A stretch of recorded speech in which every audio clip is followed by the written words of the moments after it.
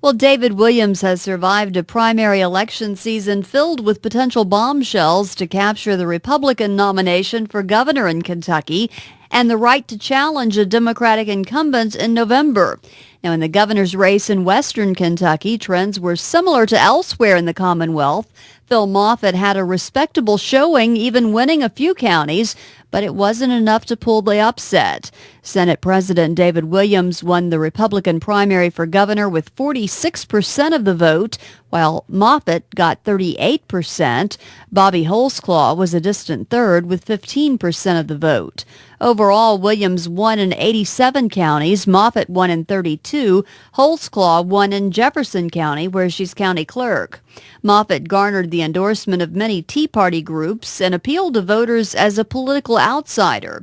It worked in the Jackson Purchase counties of McCracken, Marshall, and Livingston, and in other populous counties like Davies, Fayette, and Warren, Rand Paul's home county.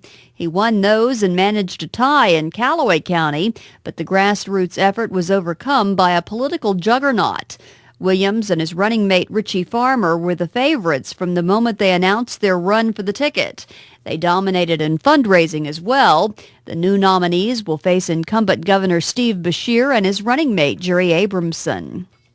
An important educational opportunity for the area is one step closer to reality, with more progress expected by this weekend. Bill Hughes reports. The mayor and Paducah City Commission approved a municipal order for a memorandum of understanding between the City of Paducah, Murray State University, McCracken County, and the Greater Paducah Economic Development Council last night. Mayor Bill Paxton said this is truly a monumental day in Paducah, and Commissioner Gail Kaler said it's the right thing to do. The memorandum sets terms and conditions for Murray State University to provide courses and programs through its proposed Paducah campus to be built on a 23-acre tract of land it owns along Interstate 24 called Barkley Woods. It would replace the current extended campus at the Crisp Center and expand the courses and programs offered by the university. The project is expected to cost $10 million and would include a 40,000 square foot building, streets, parking lots, utilities, and other infrastructure. McCracken County would issue the bonds for the construction of the facility, with the county, city, and Murray State paying the debt. The Murray State Board of Regents will take up the issue at its meeting on Friday. An agreement will be drawn up at a later date outlining the city's financial commitment. In the wake of Monday's school bus wreck in Carlisle County that claimed the life of a 6-year-old boy, many parents are now questioning the safety of school buses. But a spokesman for Kentucky State Police says you may be surprised when you find out just how safe school buses really are. Joe Jackson reports. Dean Patterson, Public Affairs Officer with Kentucky State Police Post 1, says per mile driven, school buses have very few crashes. Being that a school bus is a means of transportation, they're subject to traffic crashes just like anything else. But if you look at it in the fine print per mile driven, they have very few when you compare it to every other automobile that's out there. Patterson said Monday's school bus fatality was the first one in the state this year. We've had 328 school bus crashes across the state, which resulted in 136 injuries, and up until yesterday, no fatalities. And you think about how many miles these school buses drive throughout the school year, and some school districts run school buses all day long, transporting students back and forth from place to place.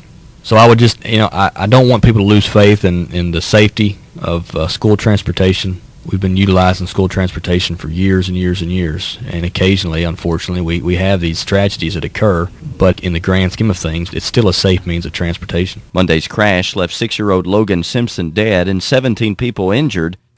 Paducah's annual barbecue on the river now has a year-round presence. Barry Wright has more. As part of National Barbecue Month, city officials and many onlookers gathered for the ribbon cutting at the new BBQ & More Boutique on 321 Broadway in downtown Paducah. David Boggs is Barbecue on the River's executive director. He says half the store will be barbecue-related with sauces, rubs, spices, cooking tools, and more. The boutique also features a lot of Paducah merchandise, pet merchandise, and home entertaining items. Mayor Bill Paxton was also on hand for the event and read a short proclamation.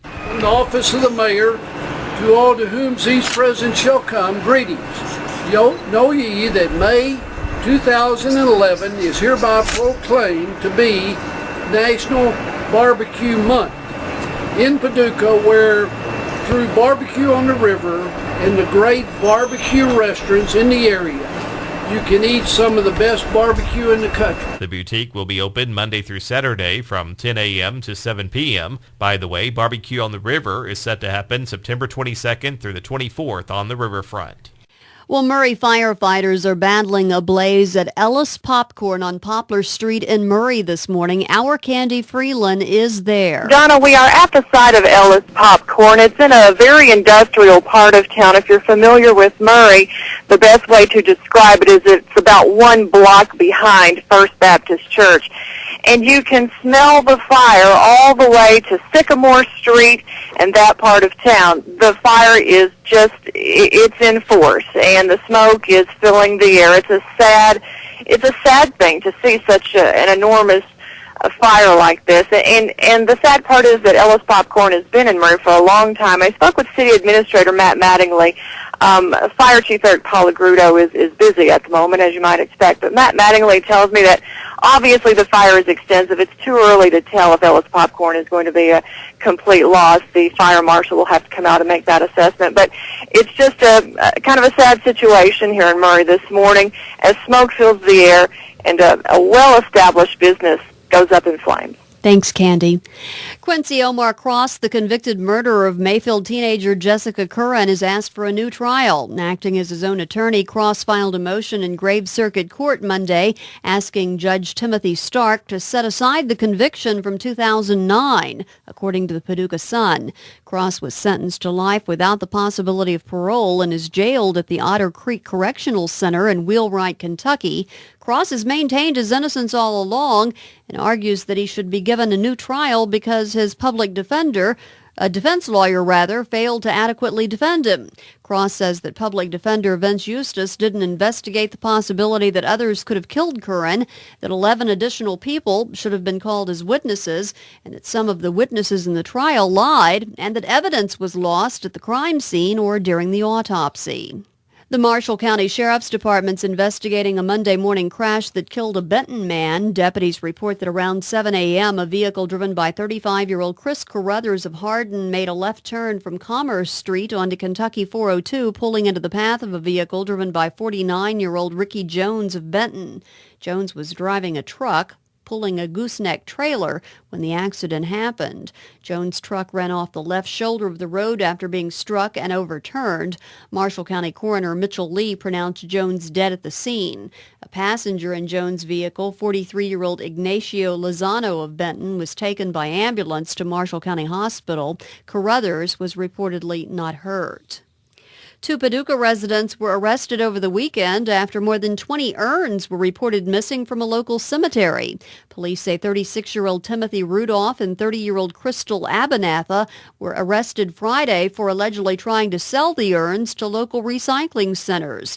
Representatives from Maple Lawn Cemetery in McCracken County had reported to police Thursday that 24 urns were missing from the site. Officers contacted a number of local recycling facilities and were able to obtain a license plate number for the vehicle driven by the sellers. Police located Rudolph and Abernatha at a Metropolis business as they were reportedly unloading urns from a car. In all, 30 urns were recovered. As Maple Lawn Cemetery had reported only 24 missing, 6 of the urns remain unidentified. Rudolph and Abernatha were taken to the Massac County Jail and are charged with felony theft. With a large lead in recent polls, Governor Beshear is increasing the number of joint appearances with fellow Democratic candidates running for Kentucky's down-ballot offices in the November 8th general election. The latest, a fundraiser in Louisville Monday night for Democratic Attorney General Jack Conway, who's facing a challenge from Republican Todd Peepool, a county prosecutor from Madisonville. Recent polls have shown Beshear leading his chief opponent, Republican David Williams, by 25 to 30 percentage points, a lead that could either provide a coattail effect for down-ballot Democrats or suppress voter turnout, making the Democrats more vulnerable to upsets. The governor's race tops a ballot that includes candidates for Agriculture Commissioner, Attorney General, Auditor, Secretary of State, and Treasurer. And an arbitrator has ordered Governor Pat Quinn to cancel his plan to lay off state employees and close several prisons and mental facilities. Arbitrator Edwin Benn ruled Monday that Quinn's plan would violate his agreement with the major union. The Democratic governor signed a deal last year that promised no layoffs or closures if the American Federation of State, County, and Municipal Employees agreed to various cost-cutting measures. Quinn says that lawmakers haven't given him enough money to run state government, and now he's forced to make cuts. The arbitrator says that doesn't make any difference. Al Archer's forecast is up next. More news later here or anytime on WestKentuckyStar.com.